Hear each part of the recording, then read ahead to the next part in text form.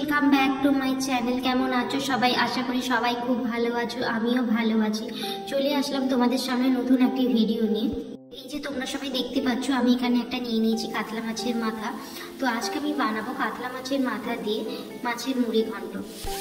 সবার প্রথমে আমি মাছের মাথাটাকে ভালো করে তেলে ভেজে নিয়েছিলাম। তো কিছুটা ভাজা হয়ে যাওয়ার পর আমি মাছের মাথাটা গুঁড়ো করে নিয়েছিলাম এবং তার সঙ্গে ভালো করে ভেজে নিচ্ছিলাম যাতে কোনো স্মেল না দেয়। এটা ভাজা হয়ে গেছে, এবারে আমি তুলে নেব এবং ওই তেলেই আমি ভেজে নিচ্ছিলাম পেঁয়াজ টমেটো দিয়ে ভালো করে ভেজে নেব।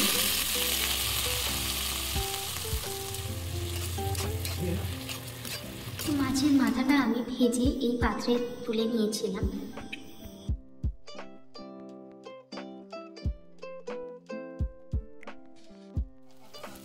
এদিকে পেঁয়াজ টমেটোটা আমি ব্রাউন কালার করে ভেজে নেব। তো কিছুটা ব্রাউন হয়ে গেছে, আরো কিছুটা ভেজে নেব আমি।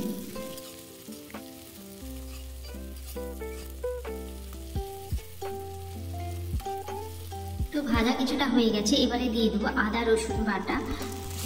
এবারে একটু নেড়ে নিয়ে এবারে দিয়ে দেবো লঙ্কা গুঁড়ো, হলুদ গুঁড়ো এবং চিনি দিয়ে আবারও সেম প্রসেসে আমি একবার নেড়ে নেব। মশলাটা যাতে লেগে না যায় তার জন্য পরিমাণ মতন জল দেব। জল দিয়ে কিছুক্ষণ কষিয়ে নেব। এরপরে উপর থেকে দিয়ে দেবো পরিমাণ মতো সর্ষের তেল, দিয়ে আবারও কিছুটা নেড়ে নেব। এরপরেই আমি দিয়ে দেবো মশলার উপরে পরিমাণ মতন লবণ। লবণটা দিলে মশলাটা একটু তাড়াতাড়ি গলে যাওয়ার সম্ভাবনা থাকে।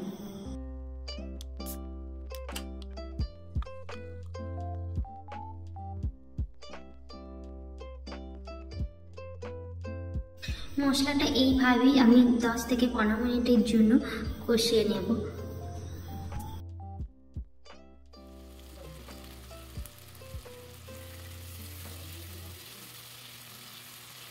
মশলা কষানো হয়ে গেছে, এবারে দিয়ে দেবো উপর থেকে ভেজে রাখা মাছের মাথা। মাছের মাথা দিয়ে আবারও কিছুক্ষণের জন্য সেম প্রসেসে আমি কষিয়ে নেব। তো এইভাবে কিছুক্ষণ নেড়ে নিয়ে আমি দিয়ে দেবো সেদ্ধ করে রাখা মটর আলু।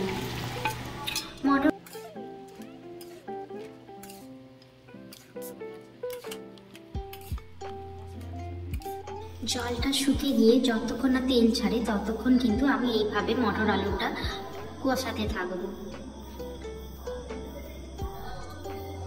তেলও এবারে ছেড়ে দিয়েছে, এবার আবার কিছুক্ষণ নেড়ে নিয়ে আমি উপর থেকে জল দিয়ে দেব।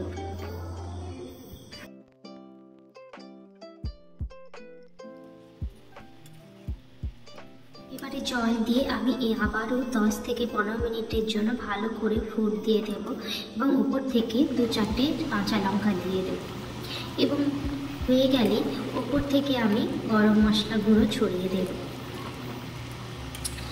তবেই আমার মাছের মাথা দিয়ে মুড়ি ঘন্ট কমপ্লিট। আমার এই ভিডিওটা কেমন লাগলো তোমরা আমাকে কমেন্ট করে জানাবে।